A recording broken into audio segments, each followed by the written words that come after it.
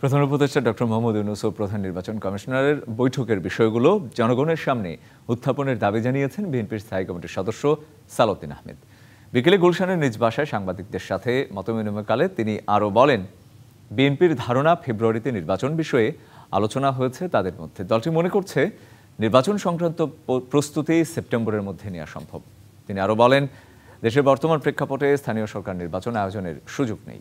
এছাড়া জাতীয় নির্বাচন নিয়ে প্রায় সব দল একমত বলেও জানান সালাউদ্দিন আহমেদ। এ সময় নির্বাচন নিয়ে অন্তর্বর্তী সরকার নিরপেক্ষতা বজায় রাখবে বলেও আশা প্রকাশ করেন তিনি। আমরা চাই অন্তর্বর্তীকালীন সরকার তার নিরপেক্ষতা বজায় রাখবেন, স্বচ্ছতা বজায় রাখবেন। বাংলাদেশের প্রায় সকল রাজনৈতিক দল তার জাতীয় সংসদ নির্বাচন অনুষ্ঠানের লক্ষ্যে যে সময়সীমা তিনি ঘোষণা করেছেন, সম্মত হয়েছেন, সে সময়সীমার মধ্যে সম্মত। তাহলে এখানে স্থানীয় সরকার নির্বাচন অনুষ্ঠানের তো কোনো সুযোগই নাই, প্রশ্নই নাই।